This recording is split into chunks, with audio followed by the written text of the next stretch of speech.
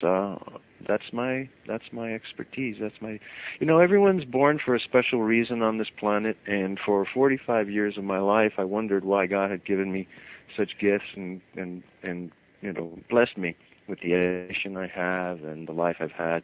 And then in 1992, something happened. I woke up and I said, my God, is this the reason? And yes, it was. I was trained in psychology at Fordham University, and I was especially interested in Gestalt psychology, which is the psychology of human perception, how a human being forms a thought and thinks a thought to be his own. And Gestalt psychology dealt with how physiologically the brain organizes information to create a concept, an idea, or perception.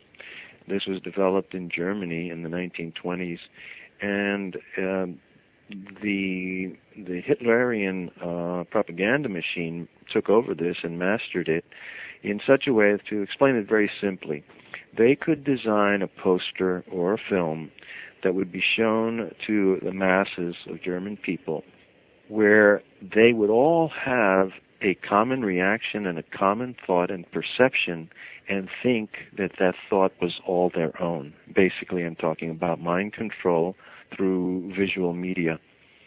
And in the JFK assassination, this methodology was used to fool the public, fool the investigators, and change the course of history.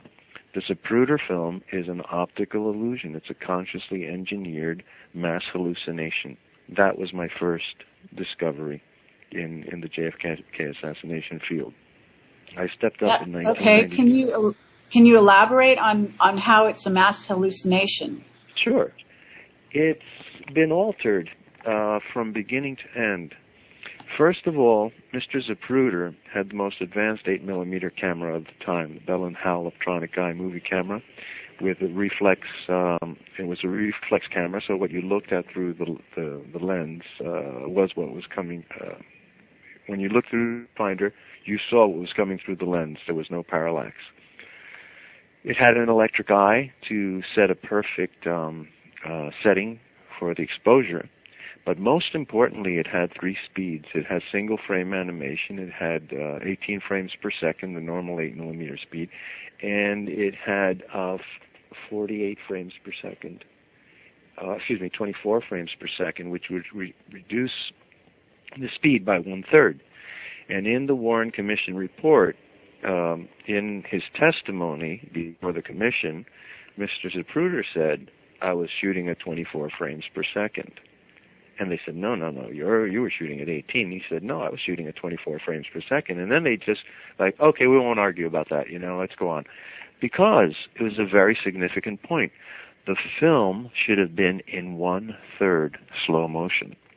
And what we actually see is an accelerated film that's been tested with from beginning to end. And this is how it was done. The film was taken, bought from Zapruder that weekend by Time Life Incorporated as the front man for this operation. The film went to the National Photographic Interpretation Center down in Virginia, which is like Langley, we're CIA.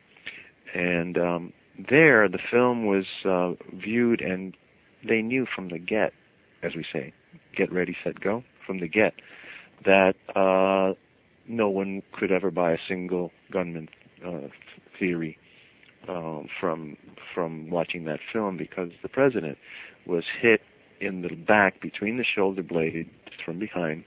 He was hit with a glancing blow off the top of the head, also from behind, a little higher, seen by a Secret Serviceman named Glenn Bennett.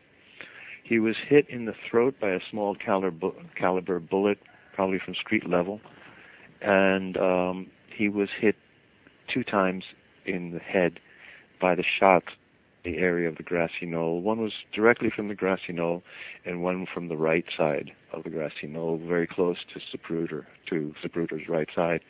And the trail, the glistening copper trail left is visible on the film at frame Z313. So the car also stopped twice during its passage down Elm Street, and that's why I say this is a consciously engineered mass hallucination. Anyone who sees this Zapruder film It looks like the car races around the corner, races down the street, bing, bing, bing, and the president's gone. Well, the fact is that the car came around the corner, and it's a corner that was more acute angle than 90 degrees. Okay? So when he came around the corner, Greer, the turn was so sharp, his right wheel actually hit the curb and bumped off. And then when he turned, the Secret Service driver looked down the road to the railroad overpass, and he saw that it was crowded with people. And at that moment, he saw that that was totally contrary to Secret Service procedures and plans, and nobody should have been up there, because the president's going to ride under the triple overpass, and anyone with a gun, a rock, a watermelon could just drop right into the car. So he hesitated and hit the brake. That was the first slow. That is cut out of the film. Then when he got by the sign, there was a loud sound that rang out, and at that point he hit the brake, and that's when President Kennedy started getting hit.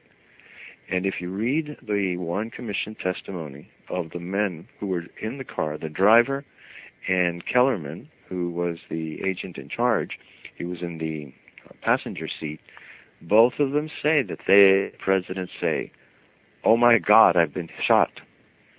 And the Warren Commission counsel, who sounds like in the transcript like Mr. Specter, Senator Specter from Pennsylvania, the concoctor of the single gunman theory, said to them, no, that's not possible. The president was shot through the throat on the first shot. He couldn't have said that. And they said, no, we heard him say, "Oh my God, I've been shot." And they said, that's not possible. How can you be so sure? And they said, he had a Boston accent. And you can read that right in the commission report. The other testimony comes from Jackie Kennedy, who says that she heard these noises. She thought they were motorcycle backfires. But then she heard these horrible gurgling sounds and turned to look at Jack. When she said that she looked at him and he was struggling and making these noises, but then at one point that he took his right hand and he put it to his head as if saying, "I have a headache." And that immediately after that, the shots that blew off the right side of his head came in, and that his arm went out in a gesture. It was so graceful and so beautiful. Like, I can only imagine it as like someone taking a bow at a performance, the way she describes it. But you never see that in the Zapruder film. You don't. There are no versions of the Zapruder film. They're all altered, but they are all altered in different ways. And I did find one single version where at last I saw the president take that right hand and put it to his head as if saying, "I have a headache." So in summation, this is how it was done. The film was taken to National Photographic Interpretation Center, and experts in Gestalt psychology went over this film. They then reshot the film, shooting frames 1, 3, 5, 7, 9, etc., and then frames 2, 4, 6, 8, 10. They produced those films and looked at each of those, and there was still too much information. And at this time, you've reduced information by 1/2. You've got 50% of what was going on. So then they still had to cut the film even further because, as I said, the president was shot. First of all, there was a loud noise of a shot that didn't hit. That created an instant reaction in the motorcade. There was a shot that hit him between the shoulder blades in a very sharp, steep, descending path. And he said, "Oh my God, I've been shot." At that point, the president actually stood up in the car. Imagine your reaction. You get shot, your body goes through a neuromuscular reaction, a neuromuscular spasm. Well, the witnesses, Mr. and Mrs. William Newman, and I know Mr. Newman personally and interviewed him, as a matter of fact, on the 33rd anniversary of the Kennedy assassination in Dallas. I was with Mr. Newman on the day that it had happened, and I had seen him since that night it happened. He was on CBS, and he testified that he saw the president coming down the street, and these are his words, and all of a sudden he stood up in the car, and he